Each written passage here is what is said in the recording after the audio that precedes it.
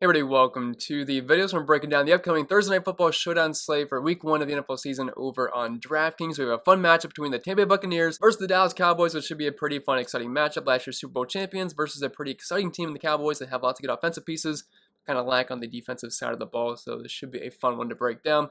And if you do find this video helpful in any way possible, please leave a like, subscribe to the channel if you haven't already. If you want to take that one step further, become an official member over on Patreon. Link is down below in the description for that, but lots of extra content over there that I do think you will find helpful. And last but not least, this video is sponsored by PrizePicks. I'm sure most of you know what it is by now, but if you don't, it's daily fantasy sports simplified, just you versus the projections. There's no sharks, 150 max contests, or salary cap restrictions, or anything like that. Just you versus the props that they offer each and every single day. And as of right now, for your new signee over on PrizePicks, you can use code CPEN to get a free money bonus. That's an instant deposit match up to $100 when you tell them I sent you. But I think that's it for the plugs for the most part, so without further ado, let's dive into today's video. And as always, we will start with the quarterback position. I'm going to be honest, I want to get both of these guys in the majority of my lineups, probably not in the captain spot. I kind of prefer getting running backs or wide receivers in the captain spot.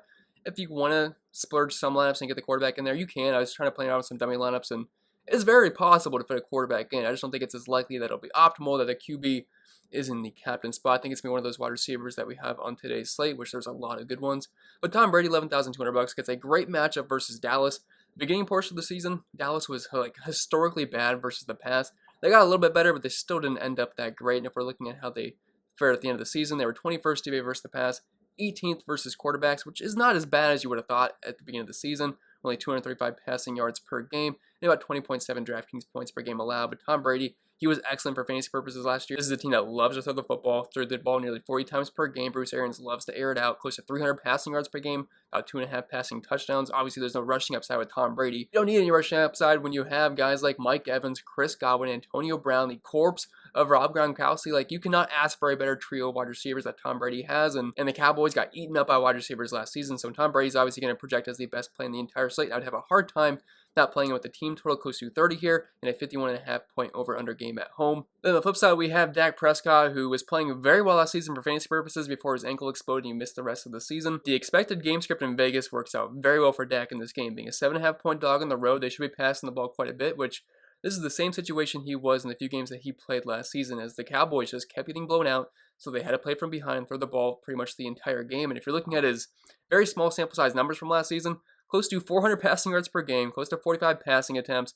8.4 yards per attempt, was accurate, close to a 70% completion percentage, and they played at 22.5 seconds per play, which was very, very fast last season. Now, that was due to the reasons that they were getting blown out each and every single week. I don't think they want to play like that each and every single game, but I could see that happening again here in Week 1 versus the Bucs. It is a bit easier to throw on them than it is to run on them. They are 58 versus the pass, but they were still mid-pass versus quarterbacks, allowing over 20 DraftKings points per game and 270 passing yards. And like Tom Brady, Dak has some really good weapons to get the ball to. You have CeeDee Lamb, who I think is going to explode this year. You have Amari Cooper, you have Michael Gallup, even a couple decent tight ends, Zeke Elliott out of the backfield, and he can rush the ball too. So there's a little bit of built-in floor from Dak, because he can always get that rushing touchdown around the goal line. So he's someone definitely I want to get into my flex spot. Probably wouldn't go with him in the captain, but I definitely like one of his receiving options in the captain spot, like CeeDee Lamb or Amari Cooper, who aren't overly expensive, and it should be a very positive game script for them. And if we see some garbage time, they could definitely do some damage then. So moving on to our lineup, I think I'm just going to plug both of these quarterbacks in the flex spot here. You can build lineups with them in the captain. I just think it's more likely that one of their pass catching options will be in the captain spot. So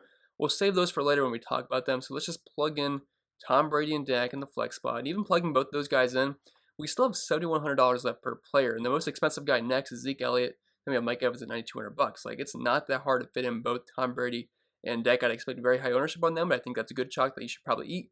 And you just have to get different with either the captain spot or some other lower price rushing or receiving options. As far as running back goes, I'm not really a big fan of any of these guys. I like Gio Bernard at his price point because they should be the main pass catching back for Tampa, but even then, very crowded backfield over in Tampa Bay, and they pretty much just like to throw the ball for the most part, although it will be a positive game script for a guy like Ronald Jones, who should see the majority of the rushing work, and at $5,000, I hit that price point quite a bit. Plus, Dallas's defense is obviously not great, whether it be versus the run or the pass. I guess we'll start up top here with Zeke, $9,600. There are some rumors that his workload might get a little bit reduced this season, which obviously not great for a guy that's close to $10,000, but he's still going to get the majority of the work. I don't think we're going to have any concerns about a workload. He's still going to get top tier level volume, so I'm not overly concerned about that. But if you think to get absolutely blown out, I mean, a guy like Tony Pollard could obviously come and get more work, and he could catch a few passes as well. But I think for Zeke, we should probably project around 20 total touches for him, which, like, from a volume standpoint, that's fine. But this is a very, very tough match as a 7.5 point dog on the road in Tampa Bay, a team that can really stop the run. They were first to get versus the run last season. They've been really good versus the run for a couple seasons now,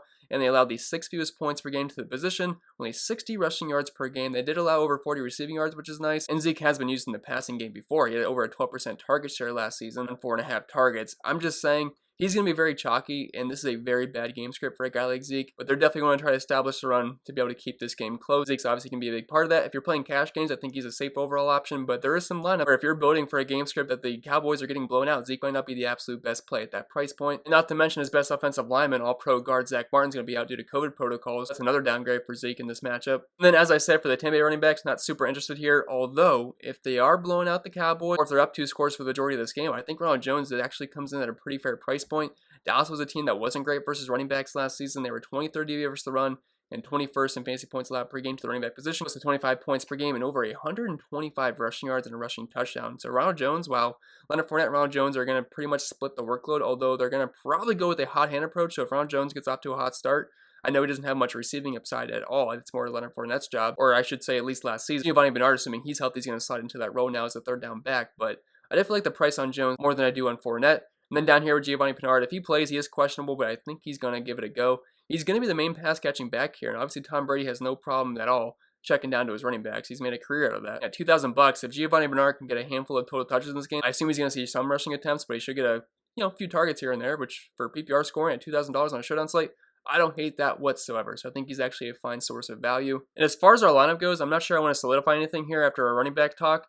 I don't really love Zeke. Like, yes, Zeke is a good volume play, which I have no problem if you want to chase volume. That's the safest thing you can do in all of fantasy sports, especially week 1. Guys that have guaranteed volume are usually the safest plays. It's just the game script I'm projecting does not really profile the Dallas Cowboys running game. I'm kind of more interested in their passing game, guys like CeeDee Lamb, Amari Cooper, and whatnot. So I'm not sure if we're going to plug in Zeke. If we do plug in Zeke, let's just go hypotheticals. We're working with $6,200 left per player, which is not a problem. Like, there's a lot of good mid-range plays in this slate. And even CeeDee Lamb's only $8,200, then we could just throw in a kicker. I'm not really interested in any of the defenses, so we can make it work. If you want to plug in Giovanni Bernard, like I said, he's dirt cheap at $2,000. That really opens up a lot of things. I know he's questionable. We'll have to see if he plays, but I'm assuming he is. Obviously, if he doesn't, I'm recording this video on like Monday morning, so obviously a lot can change until Thursday. Just want to get the video out early enough. If you do go the Giovanni Bernard route, that leaves us $8,800 left per player. Yes, I know we have a captain. They're more expensive, but even then, we can still get a solid pass catching option in the captain spot. So just a couple ways to think about this. And moving on to the wide receiver group, this is definitely where it gets a lot more exciting because both teams have 3 very viable wide receiving options.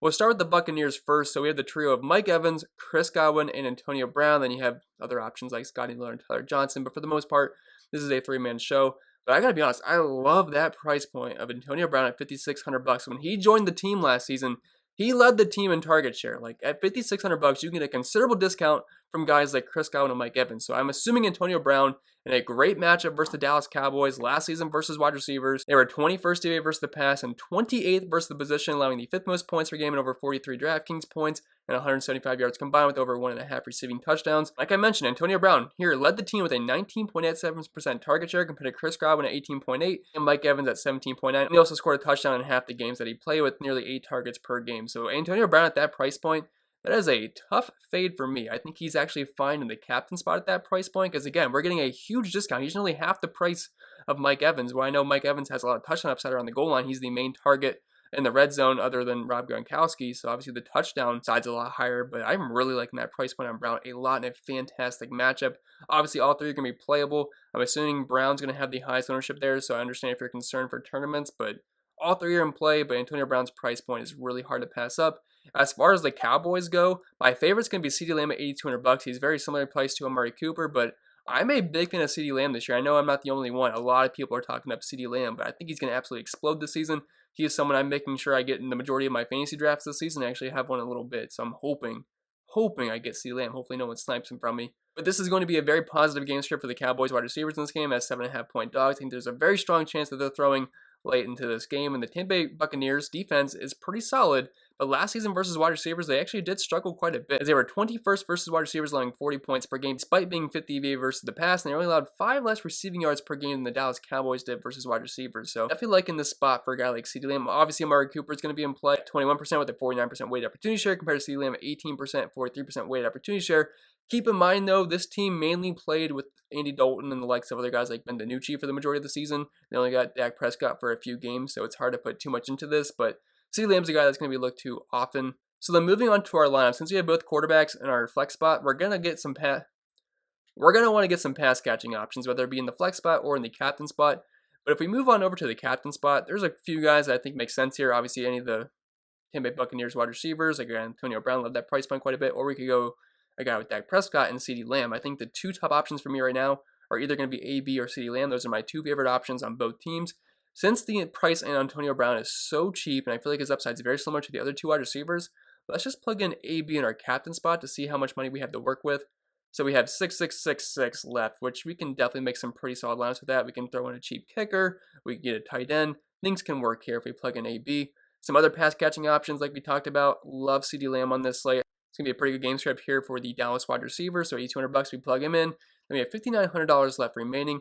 We still have some tight ends, defenses, and kickers to talk about, so I'll leave the couple other spots open before we happen to finish out this, just as an example kind of lineup. Going over to tight ends, not as exciting to talk about, but we do have a good name in Rob Gronkowski. I said a good name because everyone loves Rob Gronkowski, but at this point of his career, if he doesn't score a touchdown, you're probably not going to be happy with the production that he has, but he's very heavily involved around the red zone with his teammate Mike Evans, so Tom Brady should be able to look his way. I mean, obviously they have a long history all the way back to New England, many decades ago, it feels like.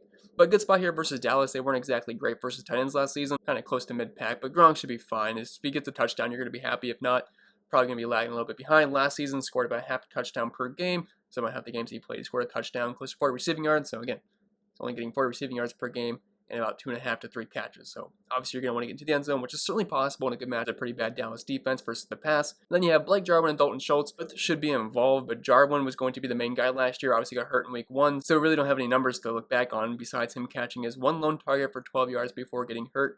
But if you think the Cowboys are going to be playing from behind here, which I think they're going to be, you guys do have upside, and they will be both getting work during this game. A lot of mouths to feed in Dallas. Like you have the 3 good wide receivers in Gallup, CeeDee Lamb, Amari Cooper. You have the 2 tight ends here. You have Zeke. Really expect their volume to be anything too crazy here. But if one of them scores a touchdown, you'll be happy with the output, kind of similar to Gronk. Then you have Cameron Brate and O.J. Howard here. If you want to take a shot on the tight end 2 for the Bucs, O.J. Howard would be the preferred option here. Obviously, we all remember O.J. Howard from a couple years ago. He's been hurt. Now he's back this season, and he has the ability to catch passes and the pass. And if you want to take a shot at $2,200, I don't hate Tom Brady can utilize his tight ends. We've seen that for many years now. I don't think we have to guess on if he can get the ball to the tight end position or not. And as far as defenses go, I really have no interest here. I think this is going to be a pretty high-scoring game as well with their 51.5 point over-under. If I had to pick Buccaneers, they have an overall better defense. They're playing at home. They're 7.5 point favorites. The Cowboys are without their best offensive linemen. Again, really not interested here, but if you had to pick one, I will side with the Bucs. As far as kickers go, you can't really project these guys. If they hit their field goals, they hit their field goals and they become decent value plays. If not, you're probably kind of wasting your spots there. Upside is very limited because these guys are obviously not going to throw the ball, run the ball, or catch the ball, or get touchdowns. So you're just relying on 3-point field goals throughout the entire game. If I had to pick one, I'm going to pick the Bucs guy because I think they're just going to score more points. So it makes sense they have more opportunities. Plus, the Cowboys are playing from behind late in the game. Maybe they don't have the opportunity to pick a field goal. Maybe they just have to keep going for it on 4th downs to get touchdowns. So kickers, they are what they are. They're just kind of boring, cheap plays that you can slide in your lineup if you need some value. So then moving on back to our lineup so we can finish this off. We have 2 spots left, close to $6,000 remaining. We have a couple guys that I have interest in. We have Rob Gronkowski. He could always catch a touchdown, be a decent play.